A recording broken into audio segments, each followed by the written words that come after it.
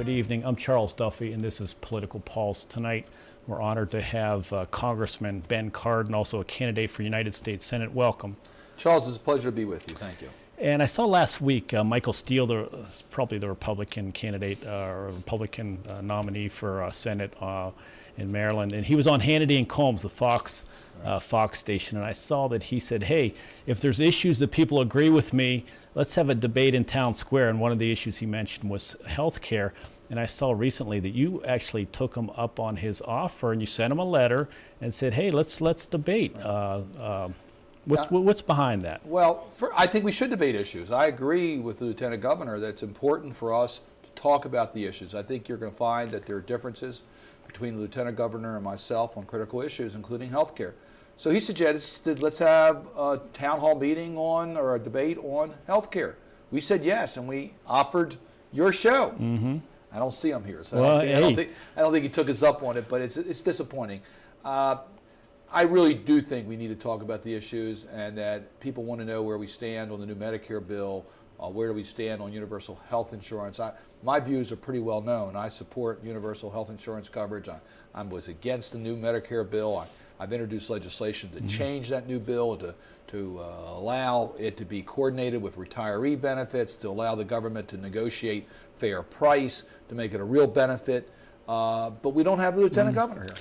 I don't think he's going to be coming here, but if he does agree, I'd love to have you back on. And I want to talk about health care, but I thought, and I saw some recent poll results, you're running 10 points up on Michael Steele, and I thought the old adage is the leader never debates the next guy. He kind of stays out in front. And well, personally, I think it's a responsibility to talk about the issues during the campaign. I have been fortunate to have won many elections to the House of Representatives. Each one of those elections I've participated in debates because I think it's the right thing to do. And I do think in this campaign there's major differences between Michael Steele and myself on Iraq, on how you finance the budget, on the environment, on energy, on health care. Michael Steele supports the president's economic plan, which has given us these large deficits. He supports the president's Part D Medicare bill. I opposed it. And I think voters have a right to hear our views on these issues. And you mentioned universal health care, but seriously, Congressman, just as a matter of money, it's going to be very expensive. I remember when Bill Bradley was talking about universal health care. To start out, it was a 50 or 60 billion. We're running $400 billion deficits. The war, I think it's up to $320 billion. The prescription drug Part D, as you mentioned, on Medicare, I think they missed the estimate by $130 billion. But just from a money standpoint, and I know you're on the House Ways and Means Committee, can we afford universal health care? Is it just pie in the sky that people talk about? I personally don't think we can afford not to have it. I think it would save us a lot of money. If everyone had, there's 46 million Americans without health insurance today. You're paying more for your health insurance, I'm paying more, and the government's paying more because we pay for people who have no health insurance. I was in the Congress when we took up Bill Clinton's health care proposal. I was on the committee. I supported it. I thought we should have universal coverage. And if we would have enacted it, I think our health care system would be less costly today rather than more costly. There's a very simple bill that I have suggested that's just required by the health insurance. You do that. That will bring down the cost of government taking care of the people who have no health insurance. So it'll save us money. And you mentioned Part D, and I know May 15th is the deadline for seniors to sign up for plans. And is it salvageable that the health the drug bill is it, or should it be scrapped and start over? I mean, the executive branch missed the estimate by $130 billion. It seems like there's confusion out there. What do you see? It can be fixed, and I've introduced legislation to fix it, but it needs major changes. You need to coordinate it with retiree benefits because many people who have good health care plans today are going to lose them under this Medicare Part D because it's not coordinated with retirement benefits. Secondly, you need to give the ability to negotiate fair price. We're overpaying. We pay 3 times what the consumers in the industrial nations pay for the same medicines.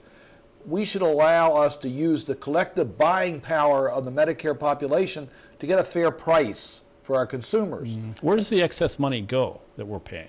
It goes to the pharmaceutical industry. they make a bundle of money on the U.S. consumers. It's interesting, the lowest payer for drugs in the United States is the Veterans Administration, a government agency, because they have a large market share. But Medicare is much larger than the veterans as far as the use of medicines. The Veterans Administration is actually very comparable to the Canadian price. If Medicare could get a price lower than the Canadian price to save us a lot of money in our taxes. Well, I mean, it is quite a paradox, as you mentioned. I think 46 million people uninsured, but we pay in this country more per person for health insurance than any country in the world. Well, that's right. It is a paradox. For medical care. We pay more than any other country, and we waste so much money. We waste money by overpaying our pharmaceutical industry. We waste money by the number of uninsured. The people have no health insurance. Many just use the emergency room, which is very expensive, or they wait till their situation gets to be more expensive to take care of. They don't get the preventive health care. We have an inefficient system.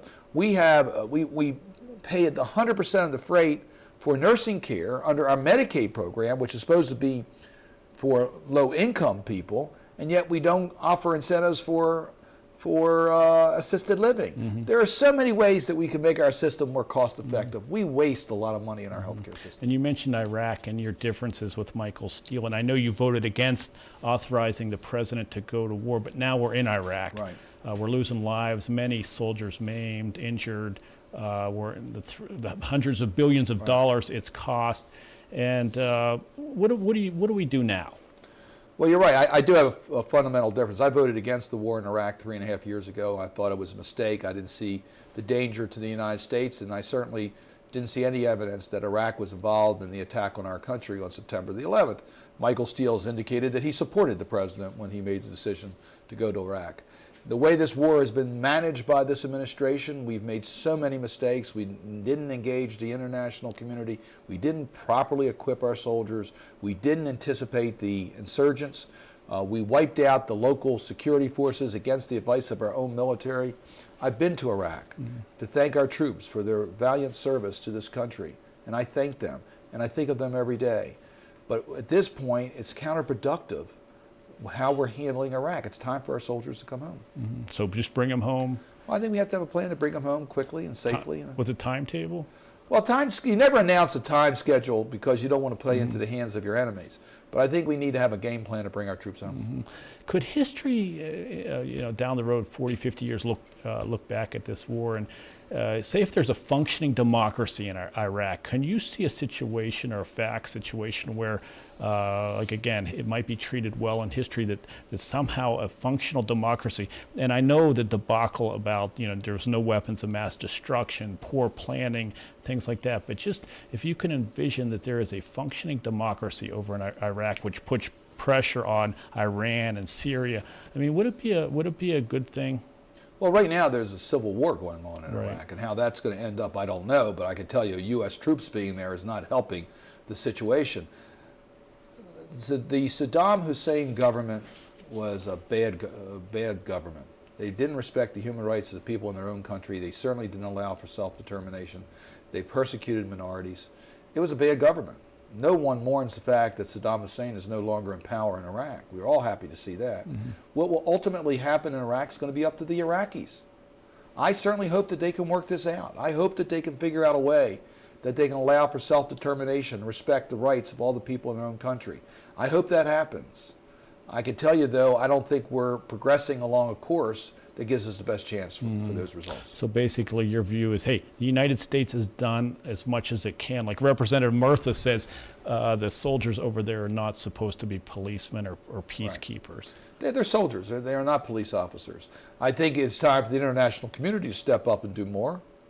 They can be more effective at helping to train the Iraqis. We need to have more Iraqis in place to take care of the local security needs. I think we have some responsibility there. But I think our soldiers being there is not helping at this point. I guess the foreign countries say, hey, as Colin Powell said, what was it, the Pottery Barn problem? You broke it, you own it. Well, but Iraq is closer to Europe than it is to the United States. it's a huge problem for the surrounding countries. I think they have a great deal at stake, and they want to see Iraq become a more stable country. They don't want to see it a breeding ground for terrorists. I think they have an interest in making sure that they help with a solution in that region. And if you get into the United States Senate, immigration is going to be a big issue. And I think it's going to be a big issue in this 2006 election. Right now, there's been huge protests, marches, boycotts, buying boycotts. What's Ben Cardin think about what's going on in right now? Well, we need comprehensive immigration reform. And we are a nation of immigrants. And we have a significant problem in this country with so many people that are here without documentation. I think it's important that we have an orderly system. We have a right to know everyone who enters our country for security reasons. So I think we need to have borders that are secure. But we also have to recognize there have been people that have been here for a long time, that are law-abiding, that are part of our economy. They should have a way in which they can come forward and get proper documentation without breaking in front of the line for people who have been waiting in order to become citizens of America. They shouldn't have preference because they didn't come in under proper documentation or their status changed. But there should be a way for them to come forward and be able to get the proper documentation. And then we need to look at the numbers that we allow to come in under law. We want the law to be applied fairly. We want it to be applied so people follow the law, but the numbers, we need to increase the numbers so that we have adequate numbers coming into America. And I guess amnesty is a big issue. Amnesty, basically, I think the Senate, one of the Senate bills was for people or undocumented workers that have been here over 5 years, they would have an easier path to citizenship. What's your view on that amnesty question? And I think we really have it set up now between the two bills. You had the Sensenbrenner bill that passed the House that I voted against, that criminalized all the people that are here undocumented, as well as the people that help them, and making them felons, which obviously was not enforceable at all. And we have an approach being worked on in the Senate. It's affectionately known as the Kennedy-McCain bill that provides a balanced approach, somewhat similar to how I described. It does not have amnesty, but it does have ways in which people who have been long-term residents here in the United States, who have been law-abiding, that pay a fine, can get proper documentation, but not amnesty and not jumping in front of the line. If you had to guess, do you think that the House and the Senate would actually agree on a bill before the election? I would guess no. I think you're right. I think it's going to be a long shot to get this done. We need it desperately, but I think it's a long shot that we could reconcile such a fundamental difference between the Sensenbrenner bill and the bill that's being worked on in the Senate. And I know another issue that you're very concerned about is companies going into bankruptcy and shedding their pensions, and you've been focused somewhat on that. Well, responsibility of corporate America is important. We saw what happened with Enron, and we saw how investors and employees were really hurt because they were misled by their companies. In many cases, these companies, the chief executive officers and top management came out fine. It was the employees that got hurt. We're now seeing a new wrinkle to that. Companies going into bankruptcy to get rid of their pension responsibilities, then coming out of bankruptcy and saying it's okay for them to do business again. Well, we need to change the bankruptcy laws. We need to protect the pensions that have been earned by workers here in America. And we haven't done that. So we're going to have to strengthen the laws that tell companies they just can't unload their pension responsibilities. We saw it with cash balance conversion, where you had a company where you had long-term workers looking forward to getting their specific retirement benefits, only to find the companies changed the rules and said, well, we'll give you a cash payment nowhere equal to the benefits that you earned. Well, that was wrong, and we had to stop that. And we're in the process of, I hope, enacting legislation that'll make it clear companies can't do that. Okay, we're going to have to go to break, but we're going to be right back with Representative Ben Cardin from the 3rd District of Maryland. We're back with Ben Cardin, and you talked about companies, or we were talking about companies going into bankruptcy and shedding some pensions, but I think companies in the United States are feeling pressure from competing in the global economy. Other companies are paying less for wages, less in pension costs, less in healthcare costs, and isn't there pressure on U.S. companies to try to do some of the same things, lessen their costs? I think they're looking at it from the wrong way. I mean, it's not the cost of a worker in the United States. In fact, worker rights in this country have really been under siege. And if you look at who's profiting from our economy, it's not the typical worker. So the problem is that we haven't been as competitive as we need to be because we haven't insisted upon fair enforcement of our trading rules. We haven't fought to open up foreign markets to United States manufacturers, producers, and farmers. Case in point, we know in China they manipulate currency. Their currency is undervalued by 40%. That means a product that's manufactured in China sells in the United States at a 40% discount. How can you compete? Our government should be fighting to make sure China has a fair floating currency, so they have fair valuation, so we can have more American product sold in Asia. Right now, 5 out of every 6 ships that come in from China with product leave empty. And the last ship that contains cargo is basically raw material. So we need to enforce our trade rules. Europe subsidizes their farmers on export to come into our market. How can a U.S. farmer compete with that? We need to enforce our rules so that we can open up more markets. But when's it going to happen? I hear so many elected people, talking about the unfair trade, but, at what point, when is somebody going to do something about it? Right. Well, I've introduced legislation to do something about it. I've introduced legislation that strengthens our so-called anti-dumping and countervailing duty laws. When a country tries to ship in product that's been subsidized, that we are able to impose a tariff. I've introduced a bill that would take on the currency manipulation by allowing us to impose a tariff against those goods equal to the disadvantage. How are those bills doing? Well, or how did they do? They've been filed. I have a lot of support. We have a lot of groups that are helping us with this legislation. And I think if we could get a vote, it would pass Congress. The problem is the Republican leadership ties these issues up and won't allow us to have a fair vote. And I think they're more interested in getting cheap product in America than getting good jobs here. And it's just wrong. And we have I know you're on the House Ways and Means Committee, and the national debt, I think, has been authorized to go now as high as $8.9 trillion. Every day, over $2 billion is added to the national debt.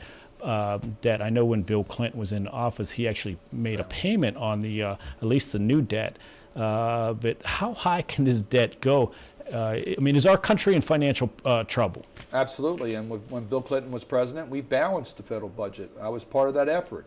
I served on the Ways and Means Committee where we developed the economic program that actually balanced the federal budget, and that was good for America's future. Now we have a $600 billion deficit, and we have to borrow money in order to pay our bills. The problem is that American investors aren't buying our bonds. Foreign investors are not buying our bonds. It's foreign-owned banks that are buying our bonds, and they're doing it in order to manipulate currency so that their currency will have a better exchange with the U.S. currency, again, to send more product into America. The problem is the countries that are buying our bonds don't agree with our foreign policy, and they could change their policy at any day to unload these bonds.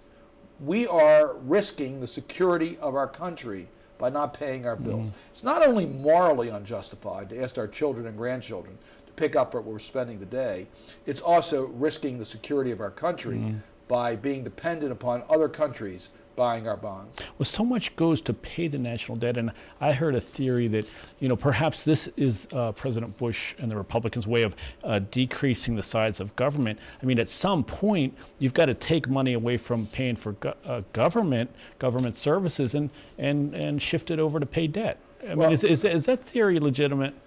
I've heard that, but look, the Republicans control the White House, they control both houses of Congress.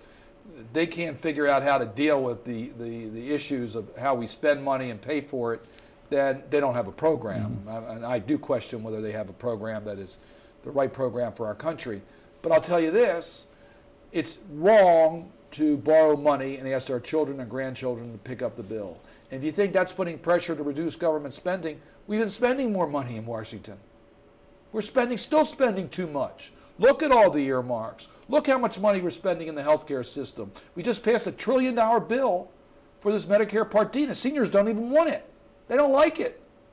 So we're still spending money, and we're accumulating huge debt. Under President Clinton, we reduced the debt, we balanced the budget by reducing spending. And that's what you need to do. You've been in politics a long time. I know you got started when you were in law school, wasn't it? Right. What made you throw your hat in? I know you come from a political family, but Right. remember back then and what made Ben Cardin? I was a second-year law student, and quite frankly, there was an opportunity to run for the state legislature. I had an uncle who had served in the legislature, and he decided he wouldn't. He took an appointment, so the name was still fresh among the voters. I had a great interest in politics. My family's been in politics for a long time. I was very active in my school politics at the University of Pittsburgh, which I know that you're I'm a graduate of. Right. So I took that experience and ran for the state legislature and was fortunate enough to win. And you became Speaker of the Maryland House after I think it was 2 terms. That was pretty quick, wasn't it? Right. I was in my 30s when I was elected as Speaker. I was actually first elected the Chairman of Ways and Means Committee. Then in mid-30s, I was elected the Speaker of the House. Served as Speaker for 8 years. Very proud of that record as Speaker of the House. I'm the first Speaker that opened up the legislature to fair representation, appointed the first African-American chairman, the first woman chairman. Had great relations with the Montgomery County delegation. Don Robertson was my majority leader and worked very closely with Lucy Maurer on health care issues, and Nancy Kopp was a close friend of mine, and Helen Koss was the first woman chairman. And so we had a good relationship with Montgomery County. We got things done. And you see a lot of partisanship down there in Annapolis, the Republican governor, the Democratic legislature going at each other. But back when you were the Speaker, you had a Democrat in the governor's house, Harry Hughes, and you basically, I read where you, quote unquote, shared power somewhat. Well, Governor Hughes respected the independence of the General Assembly, of the legislative branch. And he worked very closely with us. And we got a lot of really good things done. And the legislature was very effective in trying to deal with problems. So we tackled school finance, and we tackled the environment, and we tackled maintaining our credit ratings through some very difficult times in our state. And I think we did a very good job at making Maryland a state that helped the people with their health care, job opportunity, with the environment, and still had a fiscally responsible budget. And was it time to leave? I think you were the Speaker for 7 or 8 years, and then ran for Barbara Mikulski's, when she ran for Senate, you ran for her House seat. But was it just time to move on? Had you done as much as you could in the House of Delegates? Well, it's an interesting question. I thought I could best serve the people of Maryland in the United States Congress. It was tough giving up being Speaker of the House and having that power to become a freshman member of Congress. And it's difficult now, the decision I made to give up being a member of the House of Representatives in a fairly safe seat with seniority to run for the United States Senate. I do that because I think I can best serve the people of Maryland in the United States Senate. So that's why I'm running for the Senate now. I want to take my experience, my way of getting things done, the commitment I have for change in America to the United States Senate.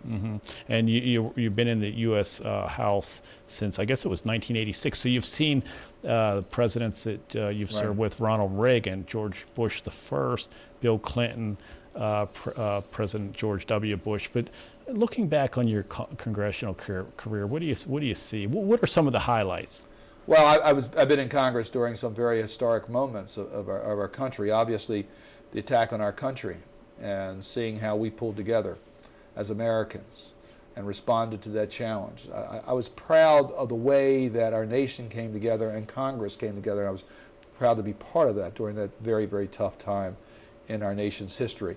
And I've also served during some historic moments on celebrating some of the anniversaries of our country. That was it's a real honor to serve in the Congress of the United States. Have you been in the Oval Office?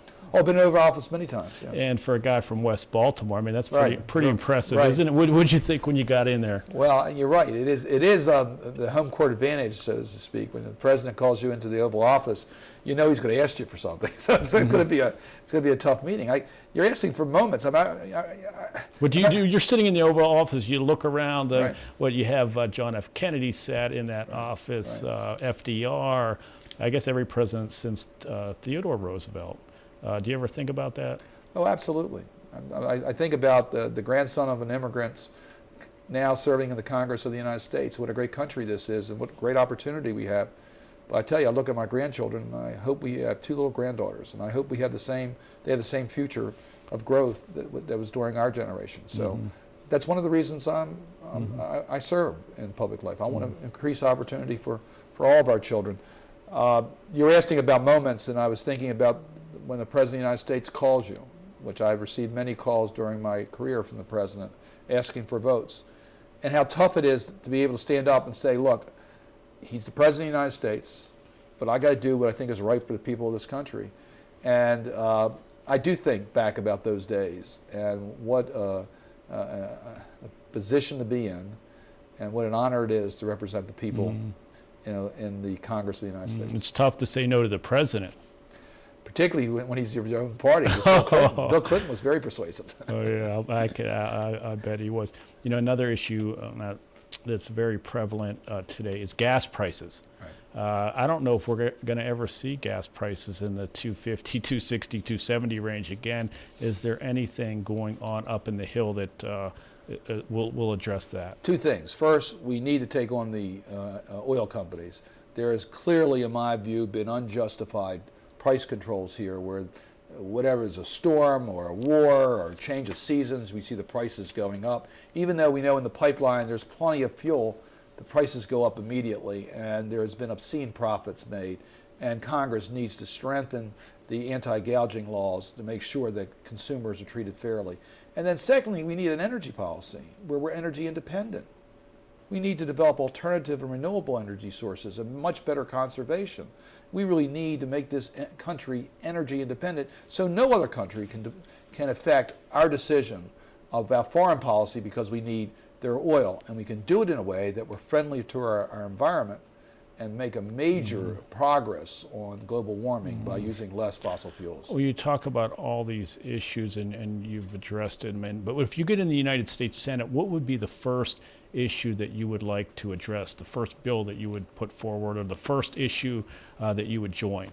Well, I've been asked that question. There's a lot of issues I want to deal with in the United States Senate.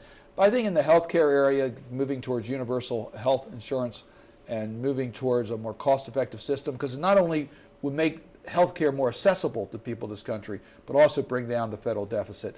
And clearly, energy independence is an area that we need to deal with. And I have a comprehensive approach in both of those areas. And there would be two areas that I would want to work with as soon as possible. And I know that you're obviously on the Republicans' radar screen, and the state Republican spokesman, Audra Miller, said you're part of the established Capitol Hill-style politics. And so you're getting their attention, and what do you think about our comment? Well, the problem in the United States Congress and the United States Senate is that we don't have enough Barbara Mikulskis and Paul Sarbanes. Paul Sarbanes has been a great member of the United States Senate. In 2006, we have a chance in this country to change the direction of the United States Senate and the House of Representatives. And I think by my election, we helped bring about that change. So it is, in my view, and I think the view of most people in Maryland, it's the policies that are coming out of Washington. And we want to see a change. We think we're moving backwards, we want to move forwards. So that's why my campaign has been about dealing with our healthcare system, providing universal health insurance coverage, dealing with the energy crisis, balancing the budget, a new foreign policy that would not allow us to unilaterally attack Iraq as we did. Those issues are the ones I want to deal with. And I'm going to have to stop you there, but if Michael Steele does accept your offer for a debate, we'll open up the studio and bring you both on here. Oh, absolutely. I want to talk on issues at any time, so please invite them. Well, thanks so much, Congressman Cardin, for coming on. Hope you can come on again. My pleasure. Thank you. And thank you, everybody, for joining us. And remember, if it's Tuesday night at 9:30 or Thursday night at 9, it's Political Pulse on Channel 16. I'm Charles Duffy. We'll see you next week.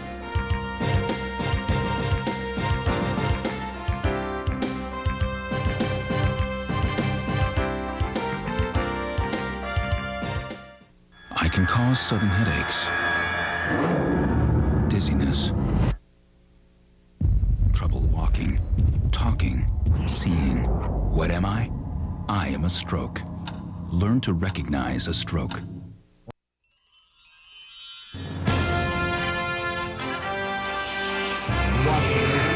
There you go.